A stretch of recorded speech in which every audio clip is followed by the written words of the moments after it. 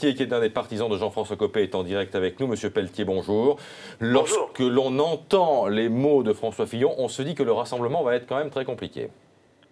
Vous savez, moi je suis ce matin dans un esprit de rassemblement et d'apaisement. Je crois que je partage assez largement l'analyse d'Olivier Mazerolle.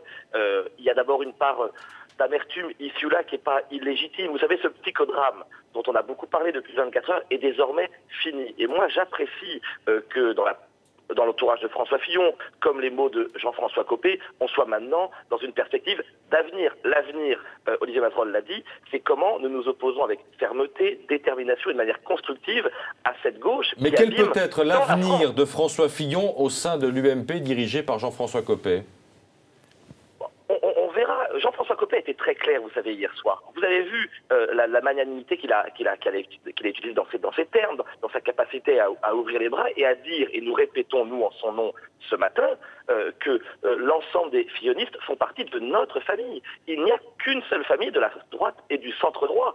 Après, chacune et chacun, en fonction de son tempérament, de sa personnalité, peut choisir la place qui lui revient. Mais François Fillon a une place, évidemment, à l'UMP. C'est une évidence. À condition, c'est la gauche. À condition, Guillaume Pelletier, d'accepter cette dérive droitière, entre guillemets, parce que je crois que l'une des motions, parce qu'on votait aussi pour les motions lors de cette consultation de l'UMP, votre motion, qui est une motion assez dure, fait partie des motions qui ont remporté le plus de suffrages, n'est-ce pas ? Ah, vous savez, je vous le dis vraiment avec beaucoup de franchise, moi je suis la nouvelle génération, j'en ai un peu marre de ce mot dur, droitisation. Moi je ne suis pas la droite de la droite ou la gauche de la droite, je suis la droite. Je suis content qu'avec Jean-François Copé, comme avec Nicolas Sarkozy il y a quelque temps, comme avec notre motion La droite forte, qui effectivement on serait en tête à l'heure où je parle, puisque nous sommes sur 64 départements en tête dans 47 d'entre eux à l'heure où je vous parle, donc c'est une vraie performance, mais c'est pas la droite dure, c'est la droite qui s'assume, c'est la droite qui veut de manière constructive proposer une alternative crédible à cette gauche qui fait tant de mal aux Français, qui veut s'opposer sur le droit de vote des étrangers, sur le mariage homosexuel, sur ce qu'on vient de vivre avec l'agence Moody's. Mais parlons des choses intéressantes tout de même. La France vient d'être à nouveau dégradée. Pourquoi ? Parce que la politique du gouvernement socialiste est une politique catastrophique. Oui, sauf que l'agence Moody's sanctionne aussi la politique de Nicolas Sarkozy, soyez honnête.